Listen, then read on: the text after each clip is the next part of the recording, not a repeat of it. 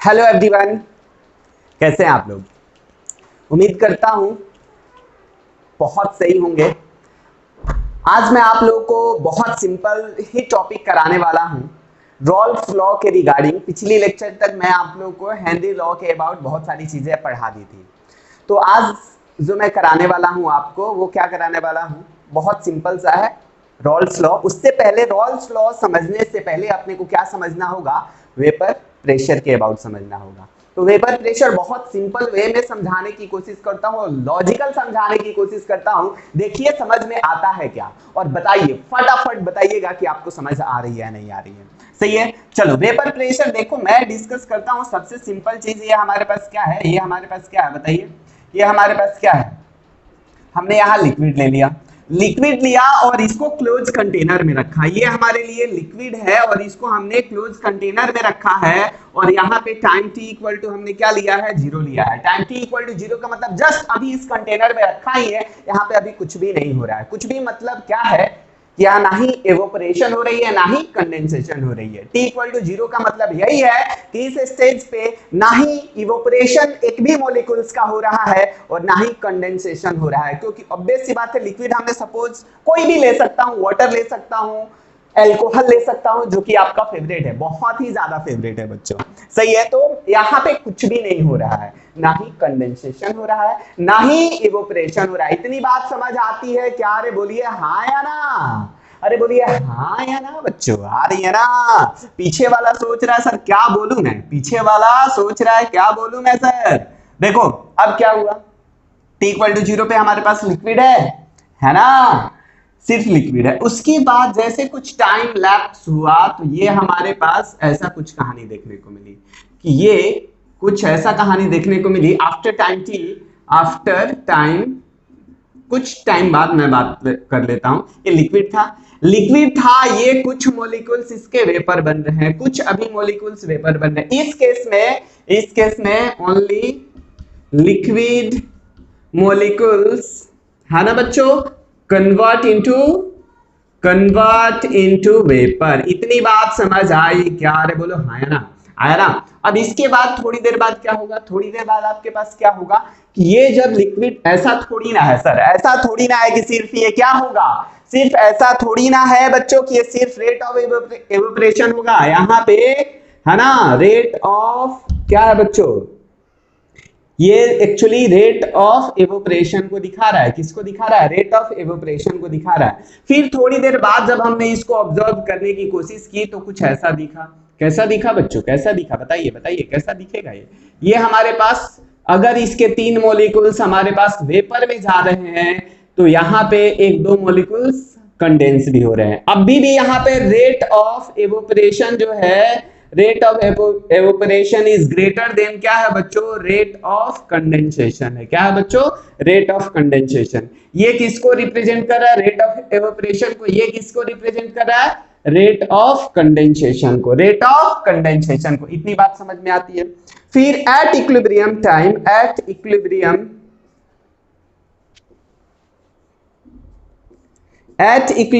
Time क्या होने वाला है बताइए, एट इक्विलिब्रियम टाइम क्या होने वाला है? बहुत सिंपल सी कहानी चलने वाली है, बहुत सिंपल सी कहानी चलने वाली है। देखिए बहुत ही ज्यादा सिंपल चीजें चलने वाली है। यानी कि हमारे पास 3 मॉलिक्यूल्स क्या हो रहे हैं, 3 मॉलिक्यूल्स वेपर में जा रहे हैं तो 3 मॉलिक्यूल्स कंडेंस हो रहे हैं। तो रेट ऑफ क्या हो गया बच्चों, rate of evaporation equal to क्या हो गया, rate of condensation, rate of condensation. इसी स्टेज को हम इक्विलिब्रियम बोल सकते हैं। अरे बोल सकते हैं या नहीं बोल सकते हैं? कुछ लोगों का ये सोचना होगा सर आपने इक्विलिब्रियम को तो rate of forward reaction equal to rate of backward reaction समझाया था। बेटा वही है, देखो ध्यान से, वही है ये। अरे वही है या नहीं है? रेट ऑफ, देखो ये ऊपर जा रहा है तो रेट ऑफ फॉरवर्ड रिएक्शन, नीचे आ रहा है रेट ऑफ बैकवर्ड रिएक्शन। इस केस में क्या होगा, rate of forward equal to rate of backward. तो यहाँ पे बहुत सारे क्या होंगे, वेपर्स के मॉलिक्यूल्स होंगे या नहीं होंगे? बोलो हाँ या ना, होंगे ना बच्चों, होंगे ना, बिल्कुल। तो यहाँ पे क्या हुआ कि rate of evaporation equal to rate of condensation हुआ। उस समय बहुत सारे वेपर मॉलिक्यूल्स इस कंटेनर पे क्या लगा रहे होंगे, सॉरी, क्या लगा रहे होंगे? प्रेशर लगा रहे होंगे, और उसी प्रेशर को हम क्या बोलते हैं बच्चों? वेपर प्रेशर बोलते हैं। अरे बोलो हाँ या ना, अरे बोलो हाँ या ना। तो यहां पे लिख सकते हो कि प्रेशर एट दैट स्टेज, है ना, is known as vapour pressure. कितने लोगों को वेपर प्रेशर क्लियर है? बताइए हाँ या ना, बताइए फटाफट बताइए, फटाफट बताइए, क्लियर है क्या? सभी लोगों को क्लियर है ना? सभी लोगों को क्लियर है ना? गुड बेटा। देखिए ध्यान से, बहुत ध्यान से देखिए, बहुत ही ध्यान से देखिए। यहां पे मैं आपको एक चीज और नोटिस कराने की कोशिश कर रहा हूं कि रेट ऑफ जो एवोपरेशन है पूरे इक्विलिब्रियम टाइम पहुंचने तक कांस्टेंट है, यानी 3 मॉलिक्यूल्स वेपर में जा रहे हैं, बट रेट ऑफ कंडेंसेशन धीरे धीरे इंक्रीज हो रही है। क्यों? क्योंकि जब हम पानी गर्म करते हैं, ऐसा थोड़ी ना है कि पानी जैसे गर्म करना स्टार्ट किया तो मॉलिक्यूल्स ऊपर से कंडेंस होना स्टार्ट होता है, नहीं, पहले वो धीरे धीरे एवोपरेशन होता है, फिर सरफेस से कोलाइड करता है, सरफेस से कोलाइड होने के बाद वो फिर से लिक्विड में कन्वर्ट होता है। तो rate of evaporation till the reaction same होती है, but rate of condensation time to time increase होती है। आई बात समझ या नहीं? एक टाइम आकर वो इक्विलिब्रियम पॉइंट को रीच कर लेती है जहां पे rate of evaporation equal to rate of condensation होता है। उस समय हम देखते हैं कि लिक्विड सरफेस के ऊपर कितने मॉलिक्यूल्स, वेपर मॉलिक्यूल्स इस कंटेनर पे प्रेशर एक्सर्ट कर पा रहे हैं, उसी प्रेशर को हम वेपर प्रेशर बोला करते हैं। क्या बोलते हैं बच्चों? Vapour pressure. तो डेफिनेशन बहुत सिंपल है, द प्रेशर एक्सर्टेड बाय, क्या लिखिएगा, लिखिए, the pressure exerted by vapour, the pressure exerted by vapors over the liquid surface, over the liquid surface at equilibrium is called vapor pressure, is called vapor pressure of the liquid at a given temperature, at a given temperature. आया नहीं आया? देखो यहां एक और graph बताने की कोशिश करो, बहुत सिंपल है, ग्राफ बताने की कोशिश करो, ध्यान से सुनिएगा। हमने ग्राफ क्या बनाया, किस चीज के बीच बना रहा हूं, ये बहुत सिंपल है, बहुत सिंपल है, प्रेशर वर्सेस टाइम के बीच, प्रेशर वर्सेस टाइम के बीच। तो यहां देखो प्रेशर वर्सेस टाइम, तो प्रेशर की अगर बात करूं, प्रेशर की बात करूं तो ये रेट ऑफ जो है, रेट की बात, प्रेशर वर्सेस हम किसकी बात कर रहे हैं बच्चों? टाइम की, यही बात कर रहे हैं ना बच्चों। तो यहाँ पे क्या हुआ, यहाँ पे ऐसा, रेट की बात कर लो यार, रेट की बात कर लो, रेट वर्सेस टाइम की रेट। तो रेट ऑफ जो हमारे पास बात करें, रेट ऑफ एवोपरेशन क्या था? रेट ऑफ एवोपरेशन क्या था बच्चों? एवोपरेशन कांस्टेंट था, कुछ वैल्यूज थी।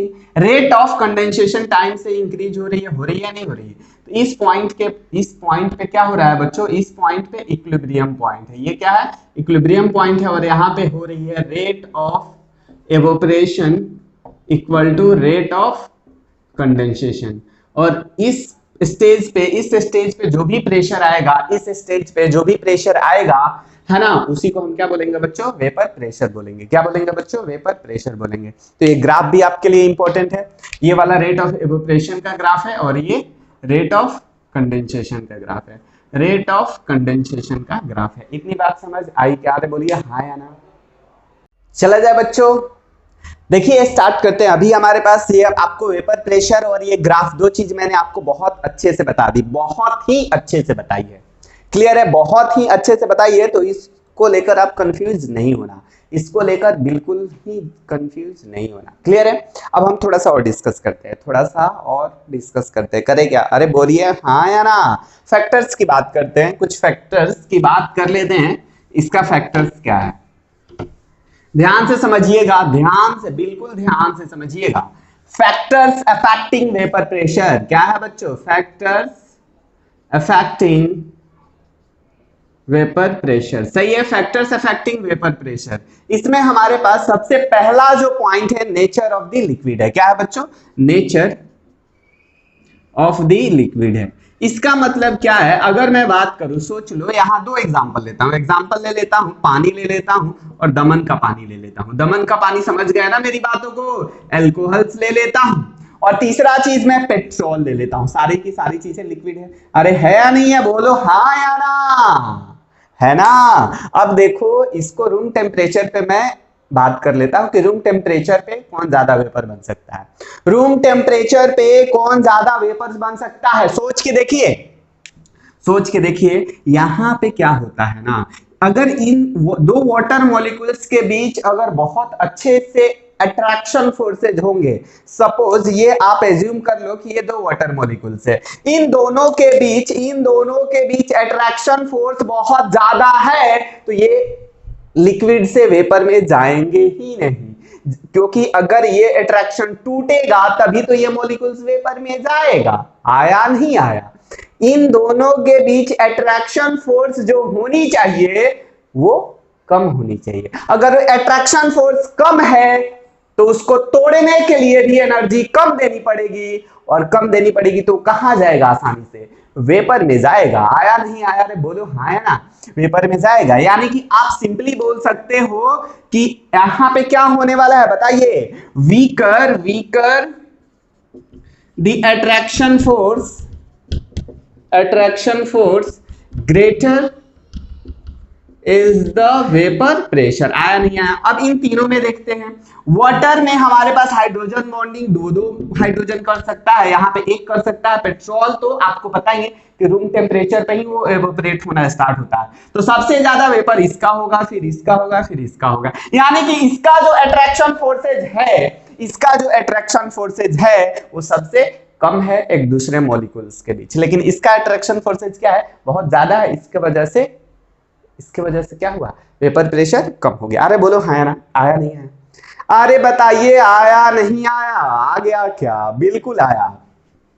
देखिए दूसरा पॉइंट बहुत सिंपल है। टेम्परेचर अगर आप बढ़ाइएगा तो kinetic energy of the molecules बढ़ती है, इतना पता है ना?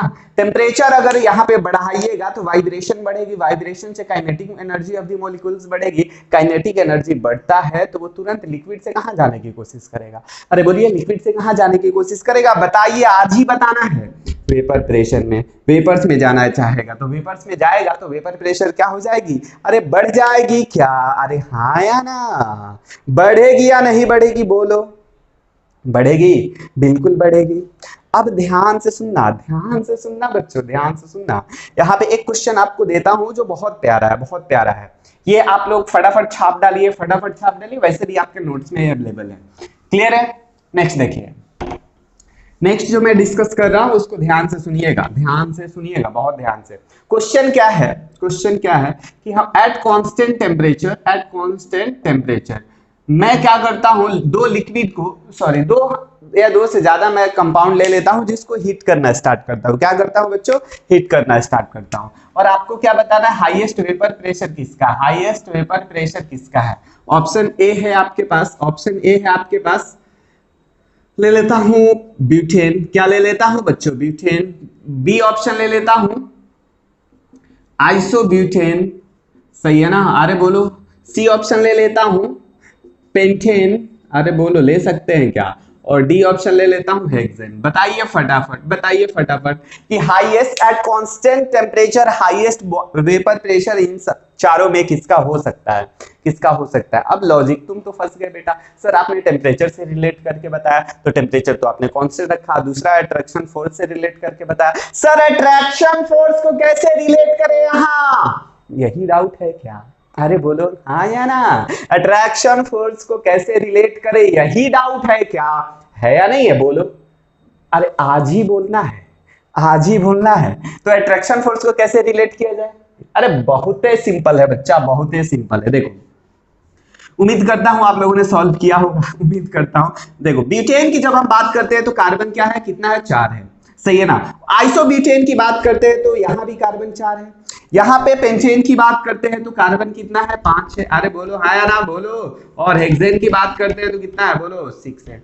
अब आपको मैंने सिखाया है बहुत पहले सिखाया आप लोगों को हाइड्रोकार्बन्स पे कि बेसिकली बॉइलिंग पॉइंट जो है इंक्रीज कब होती है? बॉइलिंग पॉइंट कब इंक्रीज होती है? जब मोलिकुलर मास बढ़ता है। क्या होता है? मोलिकुलर मास बढ़ता है, पढ़ा है ना? Boiling point increases when molecular mass increases. अगर मोलिकुलर मास कांस्टेंट है तो inversely proportional to the number of branching होता था। क्या होता था बच्चों? Number of branching. बोलो हाँ या ना? नंबर ऑफ ब्रांचिंग होता था क्या? अरे होता था या नहीं होता था? होता था ना। क्यों? अगर इसकी ब्रांचिंग कम है तो इसमें अट्रैक्शन फोर्सेज क्या? इसमें ब्रांचिंग ज्यादा है तो अट्रैक्शन फोर्सेज कम हो जाएगी, एज्यूम करो। बहुत सिंपल सा, बहुत ही सिंपल एग्जांपल लेता हूं। इसका, ये मोबाइल है, ये मार्कर है, किसका सरफेस एरिया ज्यादा है? ये मोबाइल है और ये मार्कर है, बताइए किसका सरफेस एरिया ज्यादा है? मोबाइल का ना। मोबाइल का सरफेस एरिया ज्यादा है तो ये ज्यादा अट्रैक्ट कर रहा है ना आपको। अगर ये ज्यादा अट्रैक्ट करेगा तो अट्रैक्शन फोर्स बढ़ गई, अट्रैक्शन फोर्स बढ़ेगी तो मॉलिक्यूल्स आसानी से ब्रेक डाउन नहीं कर पाओगे, और नहीं ब्रेक कर पाओगे तो उसकी बॉइलिंग पॉइंट क्या हो जाएगी? ज्यादा हो जाएगी। यही है सिंपल। तो यहां सिंपली हमारे पास क्या कंक्लूजन निकला कि बॉइलिंग पॉइंट जो होगी, बॉइलिंग पॉइंट का, अगर बॉइलिंग पॉइंट बढ़ता है तो वेपर प्रेशर डिक्रीज होगा। ये दोनों एक दूसरे के इनवर्सली प्रोपोर्शनल है। Vapour pressure inversely proportional to the boiling point. बहुत सिंपल है, वेपर प्रेशर जो होगा inversely proportional to boiling point. कैसे सर? कैसे मान लूं मैं? बहुत आसान है। कोई लिक्विड 100 डिग्री सेल्सियस पे बॉइल हो रहा है और कोई लिक्विड 80 डिग्री सेल्सियस पे बॉइल हो रहा है। सोच के देखो क्या होगा। अल्कोहल और पानी को ही गर्म करना स्टार्ट करें तो जिसका एक्चुअली बॉइलिंग टेम्परेचर है, बॉइलिंग पॉइंट है 80 डिग्री सेल्सियस और 100 डिग्री सेल्सियस, तो पहले कौन बॉइल होगा?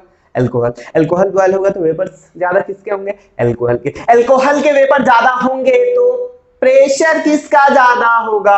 अल्कोहल का। तो वेपर प्रेशर उसी का तो ज्यादा होगा जिसकी बॉइलिंग पॉइंट कम होगी। तो यहाँ पे बेसिकली मेरे को क्या निकालना था? बॉइलिंग पॉइंट का ऑर्डर निकालना था। तो बॉइलिंग पॉइंट देखो, इन बॉइलिंग पॉइंट सबसे ज्यादा किसका होगा? हेक्सेन का।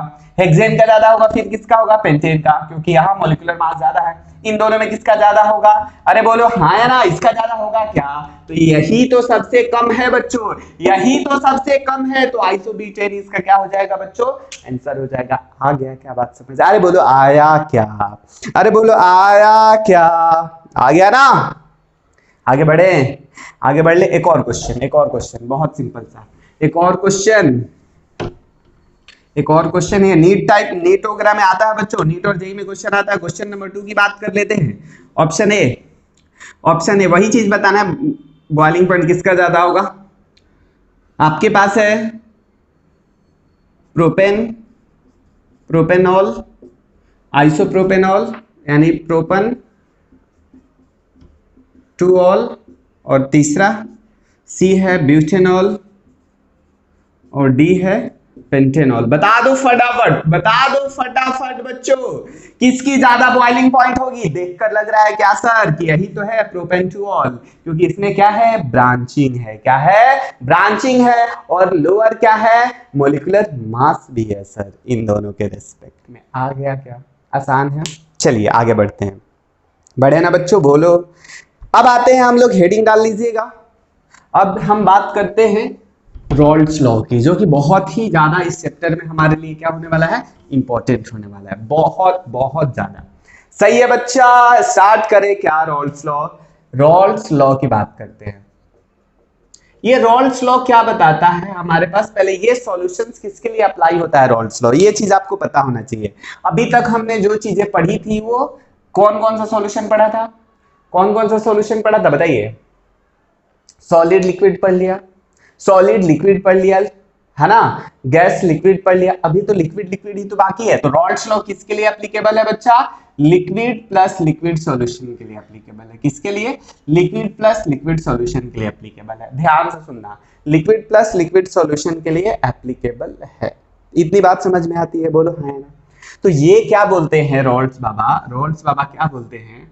बहुत ही अचंभित, बहुत सिंपल से बोले। अरे बोलो, बहुत ही सिंपल वे में बोलने की कोशिश किया है रॉल्स बाबा। ध्यान से सुनिएगा, ध्यान से सुनिएगा। इन्होंने क्या बताया है कि ये हमारे पास लिक्विड है, ये हमारे पास लिक्विड है, सही है ना। ये थोड़ा सा आगे गए और बहुत सिंपल वे चीजें, बहुत सिंपल सी चीजें बताया कि लिक्विड है, नो डाउट है। तो यहाँ पे इसका वेपर्स बनेगा, बनेगा या नहीं बनेगा? वेपर्स बनेगा, बनेगा बच्चों, बोलो हाँ या ना। बनेगा क्या? बनेगा क्या? तो यहाँ पे इन्होंने अगर दो चीजों का मिक्सचर है, क्या है? ए और कंपोनेंट बी है, ए और कंपोनेंट हमने बी लिया है। क्या क्या लिया है बच्चों? ए और बी कंपोनेंट, दो चीजें हमने ले रखी है। तो इन्होंने क्या बोला, आपके पास बहुत सिंपल सा है कि जो प्रेशर होगा, पार्शियल प्रेशर, ए के कारण बी के कारण यहाँ पे होगा ना बच्चों। इसमें भी वेपर्स ए और बी दोनों क्या होंगे? ये वेपर्स जो है यहाँ पे ए और बी के क्या होंगे बच्चों, वेपर्स होंगे। होंगे ऑब्वियस सी बात है, होने वाले हैं क्या। तो मैं मान लेता हूं कि ए में, ए का जो हमारे पास मोल फ्रैक्शन है, mole fraction of A in liquid state, mole fraction of A in कहां बच्चों, in liquid solution, liquid solution. ध्यान से सुनिएगा, बहुत सिंपल है। Mole fraction in liquid solution और दूसरा क्या है, mole fraction of B in liquid solution. सही है, मोल दिया होगा अपने को, मोल दिया होगा तो हम मोल फ्रैक्शन निकाल सकते हैं, मोल फ्रैक्शन निकाल सकते हैं। तो इनका सिंपल सा स्टेटमेंट है। पहले, इससे पहले एक और चीज आपको बता दूं कि अगर हमारे पास ये लिक्विड, सिर्फ कोई सॉल्वेंट रखा हुआ है, क्या रखा हुआ है, सिर्फ कोई लिक्विड रखा है, सॉल्वेंट रखा हुआ है, तो इसका भी अपना इक्विलिब्रियम, मैंने आपको बताया था ना वेपर प्रेशर के लिए, इसका भी अपना कुछ प्रेशर होगा। अरे बोलो हाँ या ना, होगा या नहीं होगा। तो इसका जो प्रेशर होगा वेपर प्रेशर, वो प्योर वेपर प्रेशर बोलेंगे। क्या बोलेंगे बच्चों, प्योर वेपर प्रेशर। और उसको किस चीज से रिप्रेजेंट करेंगे, पी नॉट से। किस चीज से रिप्रेजेंट करेंगे, पी नॉट से रिप्रेजेंट करेंगे। तो यहाँ पे क्या हुआ, यहाँ पे बहुत सिंपल है यार, बहुत ही ज्यादा सिंपल है। ध्यान से सुनिएगा मेरी बातों को, बहुत ही ज्यादा सिंपल है। अब इन्होंने क्या बताया ना, इन्होंने क्या बताया कि यहाँ, चलो, और यहाँ पे भी एक चीज और मान लें कि यहाँ की जो वेपर स्टेट में, ये वेपर स्टेट है, क्या है बच्चों, वेपर फेज है, वेपर फेज है।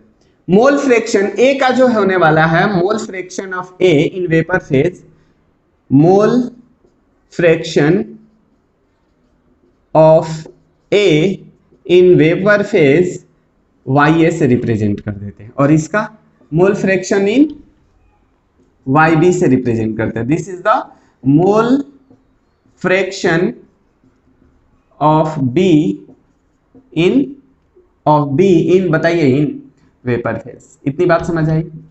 तो इनका स्टेटमेंट बहुत ही प्यारा था। पहले ध्यान से सुनिएगा कि इन्होंने बताया कि अगर पार्शियल प्रेशर में निकालने की कोशिश करूं ए का, पार्शियल प्रेशर ए का निकालने की कोशिश करूं मैं, लिक्विड का तो प्रेशर नहीं होता, गैस का होता है। तो partial pressure of A is directly proportional to the mole fraction of component A in liquid state. In liquid state, ये बहुत ही ज्यादा इंपॉर्टेंट पॉइंट है। अरे बोलिए हाँ या ना। वैसे ही पार्शियल प्रेशर ऑफ बी की बात करूं, पार्शियल प्रेशर ऑफ बी की बात करूं, बोलो हाँ या ना। पार्शियल प्रेशर बी की बात करूं तो क्या होगा, पार्शियल प्रेशर बी की बात करूं तो इन्होंने क्या बताया कि मोल फ्रैक्शन इन कौन से फेज में बच्चों, ये भी लिक्विड स्टेट में। आया क्या, बात समझ आ रहा है, बोलो आया क्या। पहले इतनी बात बता दो बच्चों, आया क्या। अरे बताओ आया क्या, बता सकते हो क्या, बता सकते हो क्या। पहले चीज कि हमारे पास रॉल्स लॉ किसके लिए वैलिड है, लिक्विड फेज में वैलिड है। यहां पे गैस फेज के लिए हम रॉल्स लॉ नहीं लगा सकते, इसलिए हम मोल फ्रैक्शन ना ही गैस फेज का लिए, ना ही ए का गैस फेज का, ना बी का गैस फेज का। यहां पे जो आप लॉ गैस फेज के लिए आप अप्लाई करोगे, गैस फेज के लिए जो आपके पास लॉ होने वाला है वो कौन सा होने वाला है, Dalton's law of partial pressure. सही है ना, Dalton's law of partial pressure आप गैस फेज के लिए अप्लाई कर सकते हो, लेकिन लिक्विड फेज के लिए ये कौन सा लॉ हमने अप्लाई किया है बच्चों, ये है रॉल्स लॉ है। इसको हम क्या बोलते हैं, रॉल्स लॉ बोलते हैं। इतनी बात समझ में आती है क्या, अरे बोल ही तो, आज ही बोलना है, आज ही बोलना है बच्चों। तो ये जब डायरेक्टली प्रोपोर्शनल हमने, इन्होंने कांस्टेंट हटाया तो इन्होंने क्या देखा कि ये बेसिकली प्रोपोर्शनल कांस्टेंट हटाने के बाद basically P naught A into x है, यानी कि pure vapour pressure of component ए है ना, एंड दूसरा क्या है, पीबी क्या है बच्चों, pure vapour pressure of component B है, pure vapour pressure of component B है। अब देखो यहाँ बहुत सिंपल है, ये भी गैस का है प्रेशर, ये भी गैस का है। प्रेशर तो यहीं का निकाल रहे हैं हम लोग, प्रेशर तो यहीं का निकाल रहे हैं, गैस का ही निकाल रहे हैं ना बच्चों, प्रेशर लिक्विड का तो होता नहीं। लेकिन अप्लाई हम कहाँ इक्वेशन कर रहे हैं, लिक्विड में अप्लाई कर रहे हैं। याद रखिएगा, लिक्विड की कंपोनेंट हमने लिया है, लिक्विड का कंपोनेंट लिया है, गैस का कुछ भी अभी हमने यूज नहीं किया है। याद आया नहीं आया, याद आया। तो अब जब गैस का आ गया कहानी तो कौन सा लॉ यूज कर सकते हैं, डाल्टन्स लॉ पार्शियल प्रेशर, बोलो हाँ या ना, यूज कर सकते हैं क्या। तो यहाँ पे लिख सकते हो, यहाँ पे लिख सकते हो, ये पहले छापो, मेरे को रफ करने के लिए स्पेस चाहिए, छाप डालो बेटा, मेरे को रफ करने के लिए स्पेस चाहिए, आज ही छापना है, तब तक मैं जल ले लूं, जल्दी करो। देखिए मैं कहां पे था, यहां पे। अब इसको मैं जैसे रफ किया, ऊपर वाली चीजों को मैं रफ कर देता हूं। Dalton's law of partial pressure हुआ, ये बोलता है कि टोटल प्रेशर जो होगा ना, दोनों कंपोनेंट जितने भी यहाँ कंपोनेंट है उसको आप ऐड कर दो, तो पी टोटल जो आया, पी टोटल इक्वल टू क्या आया बच्चों, पी ए का वैल्यू यहां से डाल दो, P naught A into X A plus P naught B into X B, यही आएगा क्या? अरे बोलो हाँ या ना, आएगा क्या? आएगा या नहीं आएगा?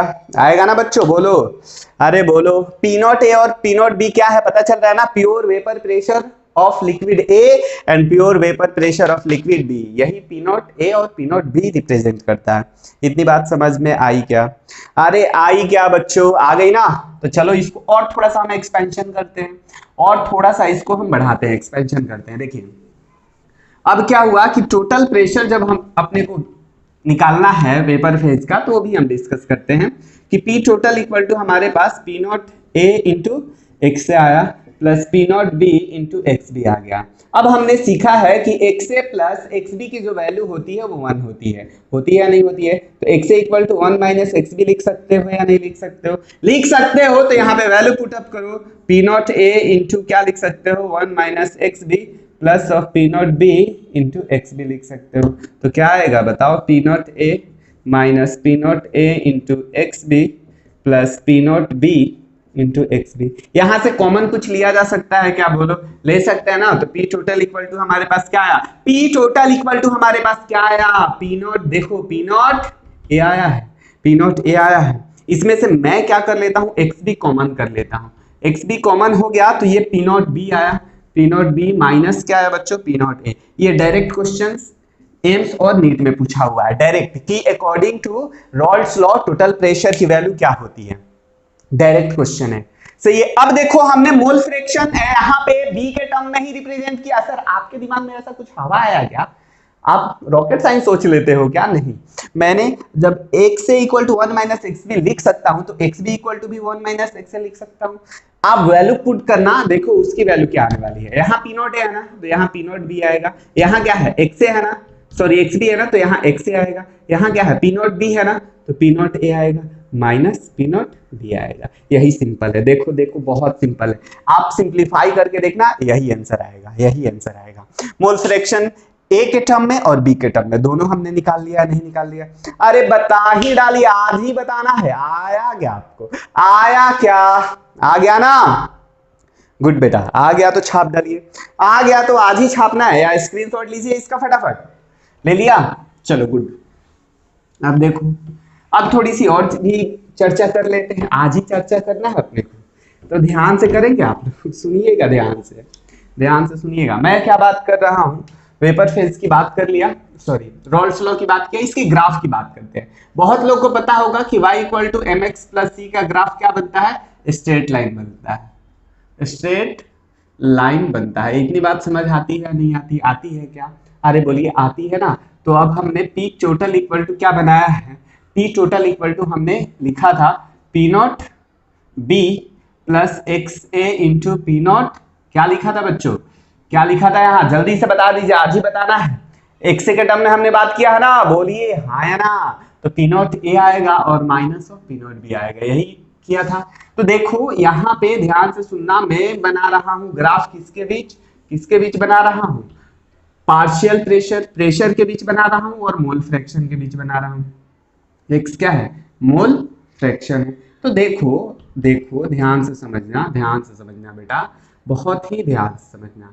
तो ये हमारे पास क्या होने वाला है, ये क्या है, इंटरसेप्ट है। इसको ऐसे समझो, स्ट्रेट लाइन तो ग्राफ दिख रहा है, ये हमारे पास y है, ये x है, तो ये m होगा प्लस c होगा, mx प्लस c, no doubt straight line है। तो बाकी चीजों के बारे में नहीं सोचना है। कैसे इसको सॉल्व करते हैं, डिबोग कैसे करते हैं वो बता रहा हूं। सबसे पहला मैं काम, या ऐसे भी पी टोटल इक्वल टू लिखा था हमने, P naught A into X A plus P naught B into X B लिखा था क्या? अरे बोलो हाँ या ना, लिखा था ना। तो सबसे पहला मैं ऐसा मान लेता हूं ना, दोनों में से कोई भी ग्राफ से आप सॉल्व कर सकते हो। या पी ए जब लिखे थे हम, पी ए इक्वल टू क्या लिखा था हमने, बताइए, P naught A into mole fraction A. तो हमारे पास अगर मोल फ्रैक्शन ए का हम 0 ले लेते हैं, मोल फ्रैक्शन ए का हम क्या ले लेते हैं बच्चा, 0 ले लेते हैं, और मोल फ्रैक्शन ए का 1 ले लेते हैं। तो 0 के केस में मोल फ्रैक्शन ए का 0 है तो पीए का वैल्यू क्या आएगा, 0 आएगा, 0 आएगा। मोल फ्रैक्शन 1 हो जाएगा, अगर एक्सए की वैल्यू हम 1 डाल देते हैं तो पीए का वैल्यू क्या आने वाला है, पी नॉट ए आने वाला है। पी नॉट ए आने वाला है, एक्सए इक्वल टू 1 है तो उसकी कुछ वैल्यू है पी नॉट ए, हमने इसको स्ट्रेट लाइन से ज्वाइन कर दिया, स्ट्रेट लाइन से ज्वाइन कर दी। लेट्स एज्यूम कि पी नॉट ए जो है वो greater than P naught B, just a हमने माना है, आप दोनों में से किसी को मान सकते हो, लेट एज्यूम। क्लियर है? अब आती है बात, ये हमारा पॉइंट किसका है, पी नॉट ए का आया। वैसे ही हम ये वाला ग्राफ बना सकते हैं, पीवी इक्वल टू क्या बना सकते हैं, P naught A plus X, sorry P naught B into X B. X B की वैल्यू क्या डाल दोगे, 1, तो पीवी इक्वल टू क्या आ गया बच्चों, पी नॉट बी आ गया। आ सकता है ना, अगर एक्स बी की वैल्यू अगर आपने अगर आपने 0 डाली है तो इसकी भी वैल्यू क्या आने वाली है, 0, और 1 डाली है, एक्स बी की वैल्यू आपने 1 डाली है तो ये वैल्यू कुछ यहाँ कट की, तो ये ग्राफ कुछ ऐसा बना। देखो, अरे बना या नहीं बना, बना क्या, बिल्कुल बना दिया ना हम लोगों ने। तो ये किसका है बच्चों, पीए का ग्राफ है, और ये किसका है, पीबी का ग्राफ है। तो ये हमने रिप्रेजेंट किया एक ही ग्राफ में पी और पीबी को। समझ आया? अब टोटल प्रेशर को भी इसी ग्राफ में रिप्रेजेंट कर देते हैं, टोटल प्रेशर को भी इसी ग्राफ में रिप्रेजेंट कर देते हैं, और बहुत सिंपल वे में रिप्रेजेंट करेंगे। सही है क्या? यहाँ तक की कहानी समझ आई? आ गई तो पहले छापो बेटा, क्योंकि इसमें मैं बहुत सारी चीजें मैं करने वाला हूँ। छाप डालो, आज ही छापना आपको, छाप डाले ना। चलिए देखिए, ये टोटल इक्वेशन वाला समझते हैं, ठीक है। मैं क्या कर देता हूं कि एक्सए की वैल्यू 0 कर देता हूं। इसमें क्या कर दिया, एक्सए की वैल्यू 0 कर दिया। एक्सए की वैल्यू 0 किया तो पी टोटल इक्वल टू क्या आया, सोच के देखिए, पी नॉट बी आया। यानी कौन सा पॉइंट आया, ये तो पॉइंट पी नॉट बी था, यही था ना। तो यानी ये वाली पॉइंट हमारे पास आ गई है क्या, अरे बोल सकते हो बच्चों, कौन सी पॉइंट आई है, यही वाली पॉइंट आई है आपके लिए।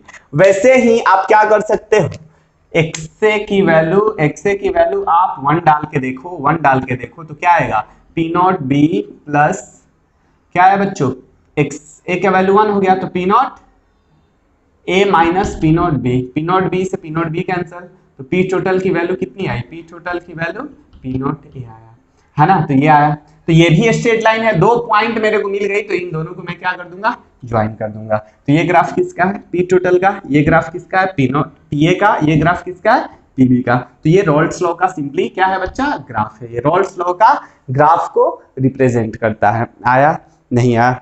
आ गया तो फटाफट छाप डालो, आ गया तो फटाफट छाप डालो बेटा, आज ही छापना है। चलो अभी हम डिस्कस बच्चे क्या करने वाले हैं, कंपोजिशन ऑफ वेपर की बात करने वाले हैं कि वेपर में कितनी कंपोजिशन थी। अभी हमने ये सॉल्यूशन बनाया था, ध्यान से देखो, ये हमने जब सॉल्यूशंस बनाया था, सही है ना, तो मैंने क्या बात की थी कि यहाँ पे ए और बी कंपोनेंट था, तो यहाँ भी तो था, यहाँ पे एक्स ए और एक्स बी हमने ले लिया था, तो यहाँ पे क्या लिया था, वाई ए और वाई बी लिया था। यहाँ पे वाई ए और वाई बी के बारे में बात की थी। ये क्या था, वाई ए और वाई बी क्या था, मोल fraction of component A and be in vapour phase. वैसे ही एक्स ए और एक्स बी क्या था बच्चों, mole fraction of component in liquid phase. आई बात समझ क्या, अरे वेपर लिख देता हूं यार यहाँ, नहीं तो कंफ्यूज हो जाओगे कि वेपर प्रेशर आपने लिखा है। सही है क्या, आया नहीं आया? अब देखो क्वेश्चंस क्या आता है ना कि अपने को पूछ देगा कि वेपर प्रेशर में ए का, एक्चुअली वेपर्स में ए का कितना कंपोजिशन है, बी का कितना कंपोजिशन है, तो आपको निकालने आना चाहिए। तो उसके लिए पहले कॉन्सेप्ट को समझते हैं कि ये कॉन्सेप्ट है क्या। सही है, कॉन्सेप्ट को समझते हैं। हमने लिक्विड फेज के लिए पता है सर कि partial pressure of A equal to mole fraction of A into P naught of A होता है। ये होता है, बोलो होता है ना, ये इक्वेशन 1 मान लो। पीबी इक्वल टू क्या होता है, X B into P naught B होता है क्या, दोनों मान लो, अरे होता है ना। अब हम जब आए तो यहां के लिए कौन सा लॉ अप्लाई कर सकते हैं? D Dalton's law of partial pressure, ये लॉ अप्लाई कर सकते हैं। इसके लिए कौन सा हमने अप्लाई किया? रॉल्स लॉ को अप्लाई किया तो ये आया।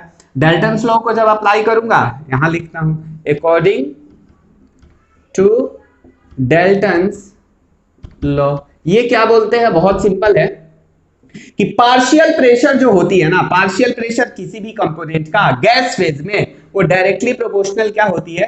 डायरेक्टली प्रोपोर्शनल, ये भी वही बोलते हैं कि मोल फ्रैक्शन होती है, लेकिन गैस फेज में, mole fraction in gas phase में। तो इनके अकॉर्डिंग क्या आता है कि partial pressure of A equal to mole fraction of component A into total pressure, ये बात ध्यान रखिएगा, इनटू टोटल प्रेशर यहाँ आता है, पी नॉट ए नहीं आता है, क्लियर है? उसके बाद पार्शियल प्रेशर बी का जब निकालेंगे तो mole fraction of B into P total आता है, ये बहुत इंपॉर्टेंट है। अकॉर्डिंग टू डाल्टन्स लॉ, बोल सकते हो क्या?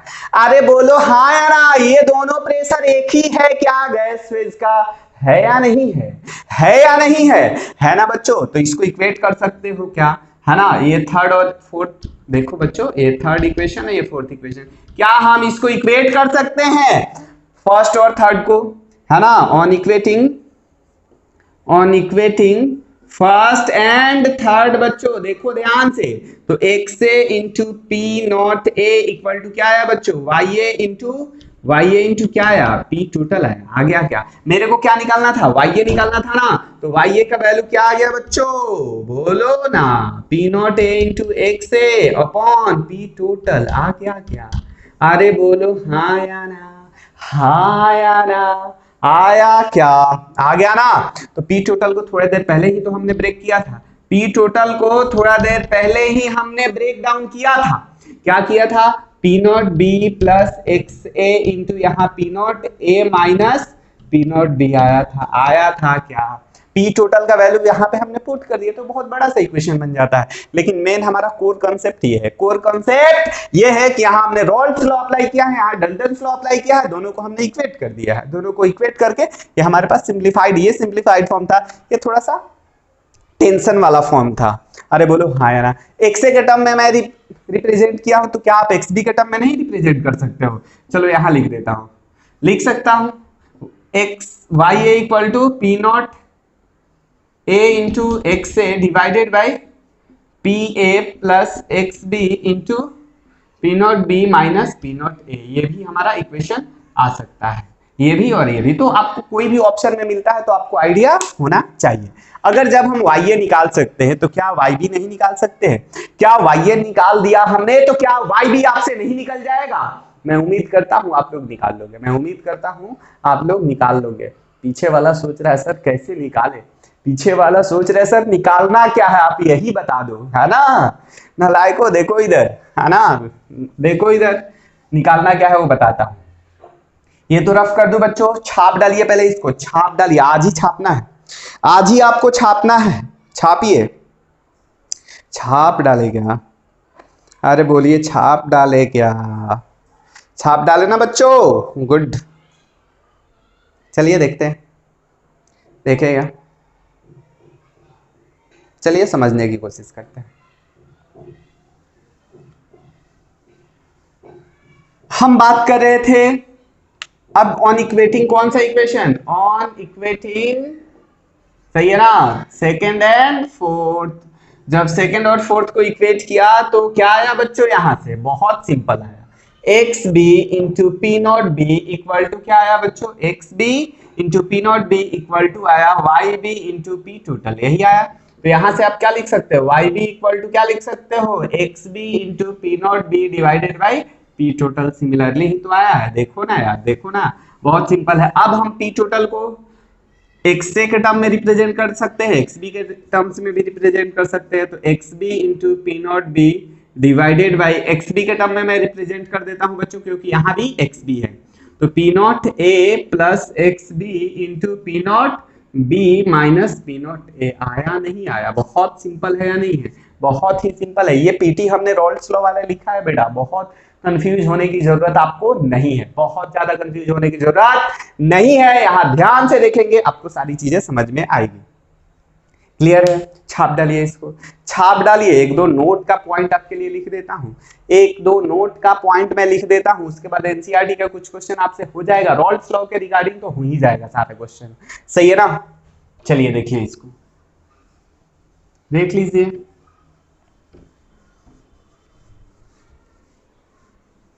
और किसी को भी कोई डाउट्स आती है तो मेरे को मैसेज कर सकते हो, कोई भी दिक्कत नहीं है। चलिए आगे देखते हैं। YA और YB की जब हमने बात की थी, YA प्लस YB की वैल्यू हमने बात की थी 1 होता है या नहीं होता है? ये भी देखा था कि नोट पे मैं पॉइंट बता रहा हूं, ध्यान से सुनिएगा, ये क्वेश्चन आ सकता है आपको। XA प्लस XB की वैल्यू क्या होती है? ये भी 1 होती है। नीट और जेई में आता है ये रिलेशन डायरेक्ट, नीट और जेई में। ध्यान से सुनिएगा, ध्यान से सुनिएगा। तो यहाँ पे हमने अभी ये भी तो पढ़ा था सर कि PA equal to XA into P naught A होता है। तो XA इक्वल टू यहाँ से क्या लिख सकते हैं? PA upon P naught A होता है। वैसे ही PB इक्वल टू हमने क्या पढ़ा है? XB into P naught B. तो XB इक्वल टू क्या लिख सकते हैं? PB upon P naught B. तो XA और XB का वैल्यू यहाँ पुट कर दे क्या? तो PA अपॉन क्या आएगा? पी नॉट ए प्लस क्या आएगा? बोलो बोलो बोलो, आज ही बोलना है। PB upon P naught B की वैल्यू 1 आएगी। ये भी एक इंपॉर्टेंट रिलेशन है। सही है। दूसरा देखो, YA और YB की भी बात कर लेते हैं, YA और YB की भी बात कर लेते हैं। ये भी आपको समझ आएगा, ये भी आपको समझ आएगा। देखे क्या? अरे बोलिए देखे क्या? पक्का देखा जाए, पक्का देखा जाए बच्चों। चलिए देख ही लेते हैं, देख ही लेते हैं। अच्छा आप सोच के देखिए, आप सोच के देखिए, खुद ही आप दिमाग लगा सकते हैं, खुद ही आप दिमाग लगा सकते हैं। लगा ले क्या? चलो दिमाग लगाया जाए, दिमाग लगाया जाए बेटा। ठीक है बच्चों, तो PA इक्वल टू एक चीज इसके अकॉर्डिंग, यहां से हमने PA इक्वल टू क्या पढ़ा था? YA into x, sorry P total, यही पढ़ा था। और PB इक्वल टू क्या पढ़ा था? बताइए बताइए, क्या पढ़ा था?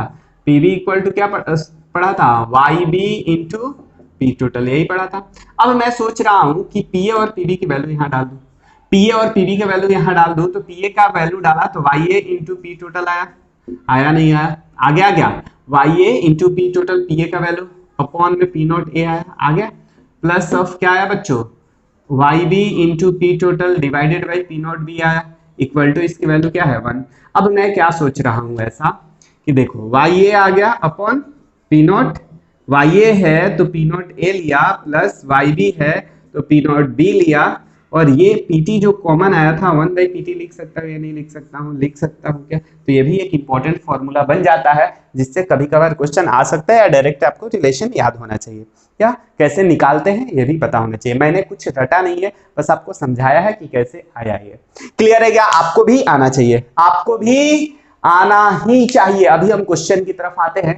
क्वेश्चन का सेगमेंट आता है, 2 क्वेश्चन मैं बोर्ड पे लिखता हूं, सही है ना? 2 क्वेश्चन मैं आपके लिए बोर्ड पे लिखता हूं, उसको आप वीडियो पॉज करके सॉल्व करोगे, फिर मैं आपके साथ डिस्कस करूंगा।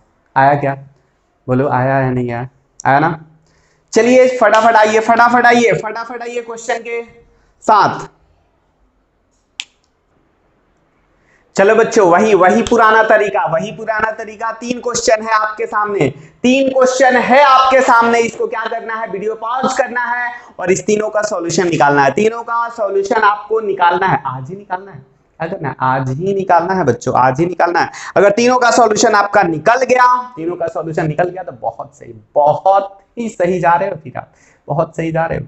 तीनों का सॉल्यूशन, एक सही हुआ +4 मार्क्स, एक सही हुआ +4 मार्क्स, एक गलत हुआ -1 मार्क्स। तो कुछ गधे सोच रहे होंगे, पीछे वाले सोच रहे होंगे, सर जो अटेम्प्ट ही नहीं किया उसको तो 0, माइनस से तो अच्छा 0 है। नालायक हो फिर तुम लोग, नालायक हो फिर तुम लोग। देखो, उम्मीद करता हूं आप लोगों ने ट्राई कर लिया होगा। सबसे पहले मैं सेकंड क्वेश्चन की तरफ आता हूं, फिर फर्स्ट क्वेश्चन पे आऊंगा। ये बोला है 1 मोल हेप्टेन है। क्या है बच्चा? क्वेश्चन नंबर 2 का मैं सॉल्यूशन कर रहा हूं।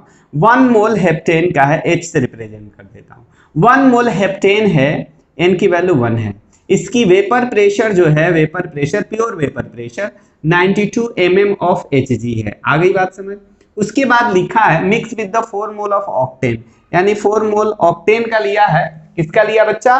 4 मोल ऑक्टेन का लिया है। इतनी बात समझ आती है क्या? बोलो हाँ या ना?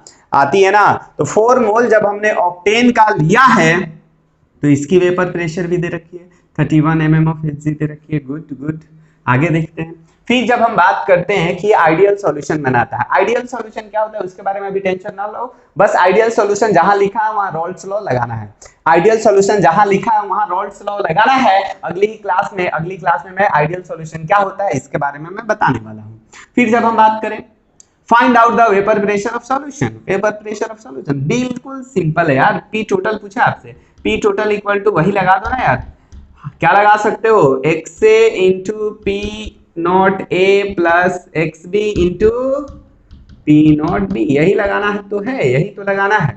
अब देखो कैसे लगाएंगे, X A equal to mole fraction of H निकाल ले गया, 1 बाई क्या होगा 5 होगा, 1 बाई 5 क्या होता है 0.2 होगा, तो वही एक्स बी क्या हो जाएगा, एक्स ओ लिख देता हूँ, एक्स ओ क्या हो जाएगा 1 माइनस 0.2 कर लो, क्योंकि दोनों का समेशन 0.8 होता है। अदरवाइज ऐसे भी कर सकते थे, ऐसे भी 4 डिवाइडेड बाई 5 0.8 ही आता, सही है ना।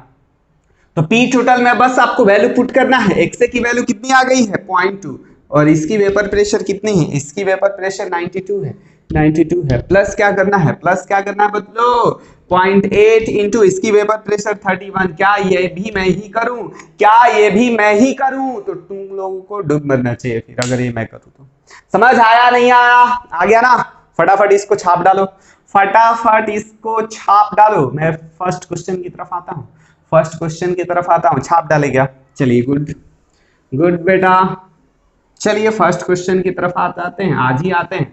फर्स्ट क्वेश्चन क्या है, सेकंड क्वेश्चन तो हमारा हो गया तो रफ कर देते हैं। फर्स्ट क्वेश्चन क्या है सुनिएगा, फर्स्ट क्वेश्चन कि the vapour pressure of methyl and ethyl alcohol solution जो है रिप्रेजेंट किया गया है 115 XA plus 140, व्हाट इज, हाँ where XA is the mole fraction of methyl alcohol, the okay the value of P naught B is, यानी कि आपके पास ethyl alcohol का आपसे क्या पूछा है, पी नॉट बी पूछा है। इथाइल अल्कोहल का मतलब, पी नॉट बी का मतलब सिर्फ और सिर्फ इथाइल अल्कोहल होना चाहिए, पी नॉट बी का मतलब क्या होना चाहिए, सिर्फ और सिर्फ इथाइल अल्कोहल होना चाहिए या नहीं होना चाहिए, होना चाहिए या नहीं होना चाहिए, होना चाहिए ना यार, होना ही चाहिए ना, बोलो हाँ या ना, होना चाहिए ना। तो दो तरीके से कर सकते हैं इसको, सबसे पहले यानी कि एक्सए की वैल्यू यहाँ क्या होनी चाहिए, एक्सए की वैल्यू यहाँ क्या होनी चाहिए, 0 होना चाहिए, एक्सए की वैल्यू 0 होना चाहिए, तभी हम बोल सकते हैं कि इस केस में प्योर क्या है, प्योर इथाइल अल्कोहल है, क्या है इथाइल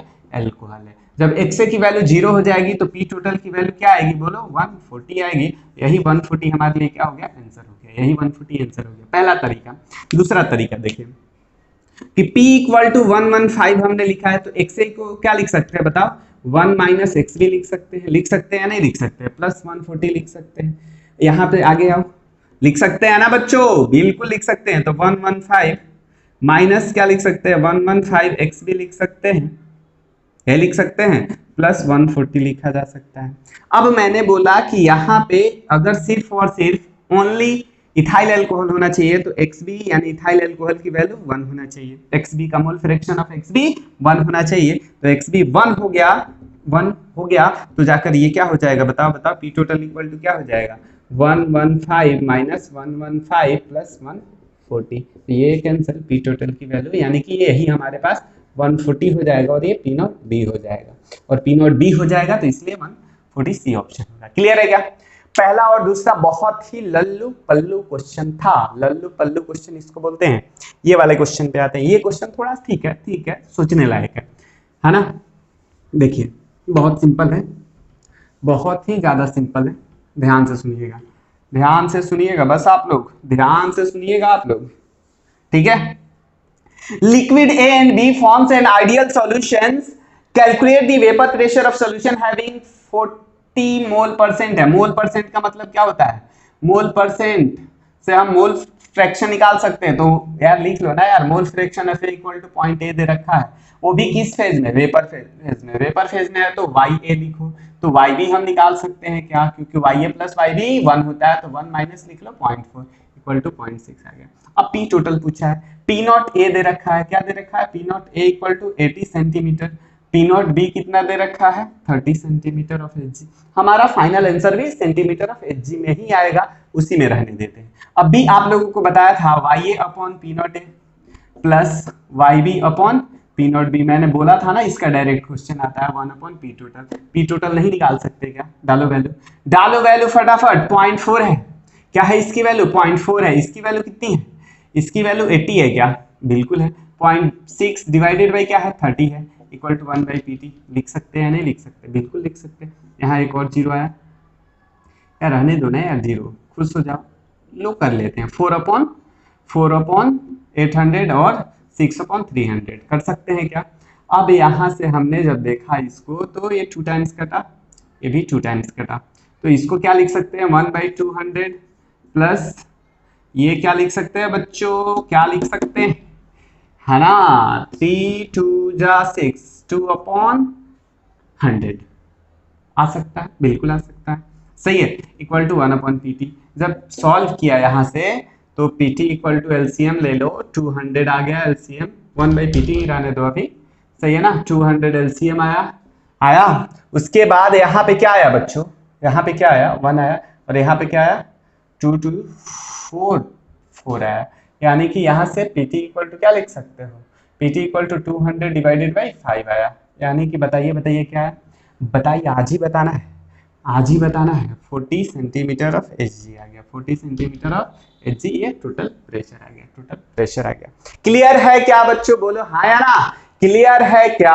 अरे क्लियर है ना? तो एक क्वेश्चन आपके नोट्स में है, उसको आपको खुद से ट्राई करना है, उसको खुद से ट्राई करना है। अगर डाउट्स आता है तो हम अगली क्लास में उसको क्या करने वाले हैं? रिजॉल्व करने वाले हैं या सॉल्व करा देंगे। क्लियर है? आज के लिए इतना ही, मिलते हैं अगली क्लास में नई एनर्जी नई टॉपिक के साथ।